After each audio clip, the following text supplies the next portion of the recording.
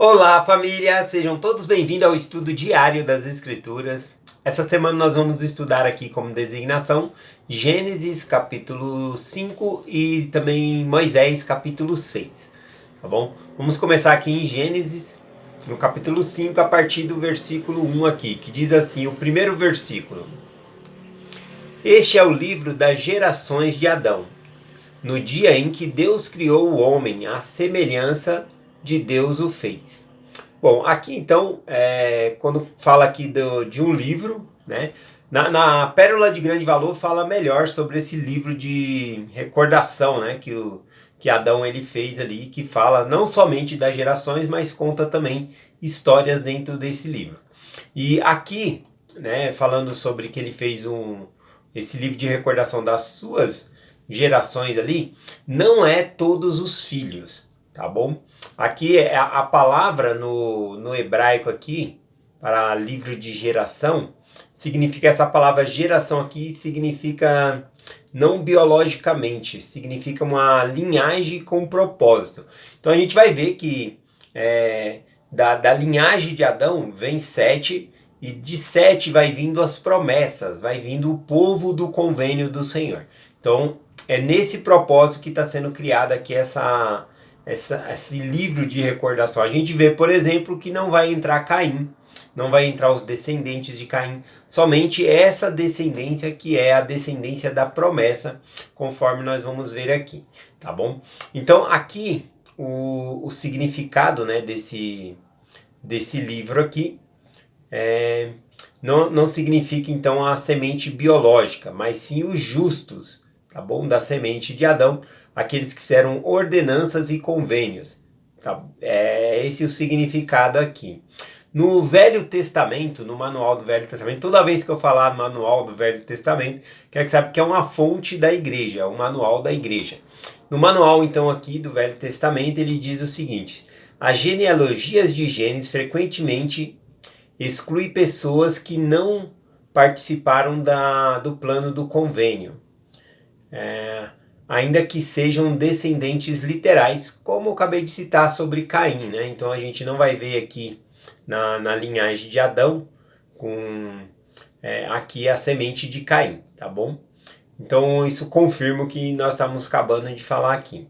Lá na Pérola de Grande Valor, lá em Moisés capítulo 6, versículo 22 e 23, tem uma informação importante a respeito desse livro de genealogia aqui, né? Livro de recordação, que ele é chamado aqui. Lá fala que esse livro de gerações foi escrita por Adão e é uma genealogia que foi mantida dos filhos de Deus. Então, na escritura fala que é uma genealogia que foi mantida dos filhos de Deus. Esse termo, essa expressão filho de Deus, já mostra que são aqueles que fizeram convênios com o Senhor, foram batizados, que herdam as promessas de Deus. É nesse sentido aqui que a gente começa a entender esse versículo aqui. Então, antigamente também, então a gente vai ver aqui que vai nascer Sete, e assim vai nascendo um atrás do outro aqui, e é uma linhagem, né, vindo ali de Adão, que vai pertencer para receber o sacerdócio, tá bom? Então, antigamente, o sacerdócio ele era algo patriarcal, passava do pai para o filho. O primeiro filho, o filho primogênito, tá bom? Então, a gente vai ver essa descrição. A gente vai ver ali que a gente vai estudar melhor sobre as genealogias amanhã, mas a gente vê aqui que vem Adão, depois vem Sete, Enos, Cainão, Maalalel, Jared, Enoque, Matusalém, Noé. Então todos esses recebem o sacerdócio de seu pai, tá bom? Vai passando ali de um para o outro ali pela primogenitura e por meio. A gente vê isso também lá em Doutrina e Convênio 107, versículo 40, falando sobre essa questão de receber o sacerdócio e a linhagem aqui, por meio da linhagem. Lá em Doutrina e Convênio 107, versículo 40 e o 41 diz assim: confirmou-se que a ordem desse sacerdócio é para ser transmitida de pai para filho, que pertence por direito aos descendentes literais da semente escolhida, quem foram feitas as promessas. Essa ordem foi instituída nos dias de Adão e transmitida por linhagem da seguinte maneira. E aí o restante do versículo vai trazendo essa linhagem aqui, Adão, Sete e assim por diante.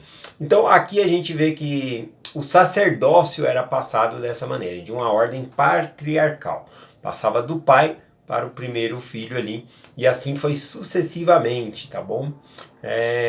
Vamos passar para o próximo versículo aqui, Gênesis capítulo 5, versículo 2, diz assim: Macho e fêmea os criou, e os abençoou, e chamou-os o seu nome Adão, no dia em que foram criados.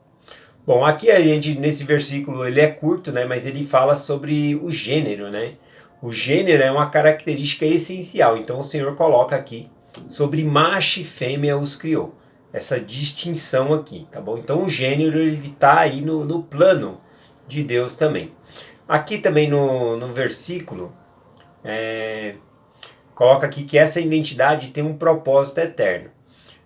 Aqui Deus ele reconhece o casal como uma entidade única, porque quando ele fala aqui, ó, macho e fêmea os criou e os abençoou e chamou o seu nome Adão. Por que ele não falou e chamou o seu nome Adão e Eva? É porque após né, eles terem se juntado, no sentido de que o Senhor os abençoou, casou eles se tornam um só.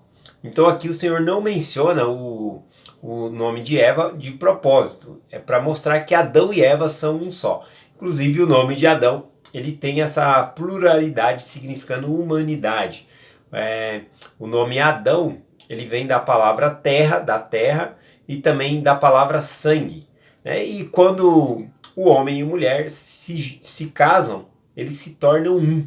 Né? Isso ecoa lá com o que Jesus Cristo ensinou lá em Mateus 19, versículo 6, né? Dizendo, já não são dois, mas uma só carne. Então ecoa justamente com Gênesis capítulo 5, versículo 2, mostrando que eles são um. Né? Esse é o plano aqui do Senhor. Vamos aqui para o versículo 3, Gênesis capítulo 5, versículo 3, diz assim: E Adão viveu 130 anos e gerou a um filho e a sua semelhança, conforme a sua imagem. E chamou o seu nome Sete. Então aqui citando que Adão ele teve um filho conforme a sua imagem e conforme a sua semelhança. Tá bom? Eles eram muito parecidos. Essa que é a questão aqui. A gente vai ver que a questão aqui não é só a questão biológica parecer como irmãos gêmeos, né? Aliás, eles eram tão parecidos, Adão com Sete, eles eram tão parecidos que só podia ser distinguido pela idade, né? Porque Adão ele era mais velho. Veja o que nós podemos ver lá, ó, em Doutrina e Convênio traz essa resposta. Doutrina e Convênio 107, versículo 43, diz assim: Porque ele, Sete, foi um homem perfeito, à sua semelhança, e era a semelhança expressa de seu pai, tanto que parecia ser como o pai em todas as coisas, e dele podendo distinguir-se apenas pela idade. Então eles eram tão parecidos que apenas podia ser distinguido pela idade. Outro detalhe, né, aqui em Doutrina e Convênio 107, versículo 43, é que fala aqui que ele parecia com o pai em todas as coisas.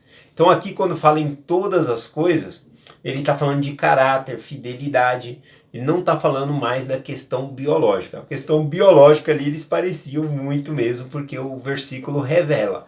Mas aqui não é uma questão biológica, né, que o texto quer passar para nós. Então vamos lá para o ensinamento aqui. Primeiro vamos aqui, né? Então Adão ele teve esse filho aqui chamado Sete. E Sete, o próprio nome ele é uma mensagem. Então o que significa o nome Sete em hebraico? O nome Sete significa colocar, estabelecer, designar, nomear, pôr em lugar de outro. Então, o nome Sete significa para nós, aqui, acho que o melhor seria colocar aqui estabelecer, porque é por meio de Sete, não por meio de Caim, que Deus ele estabelece o povo do convênio.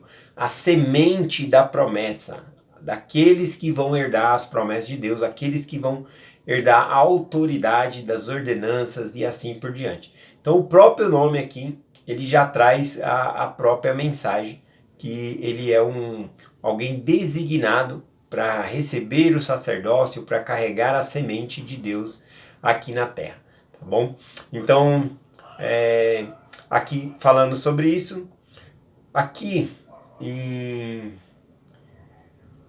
não é por acaso, né, que a Escritura fala aqui que ele é a sua imagem conforme sua semelhança, né? Citando aqui que Sete ele era semelhante e igual a Adão aqui.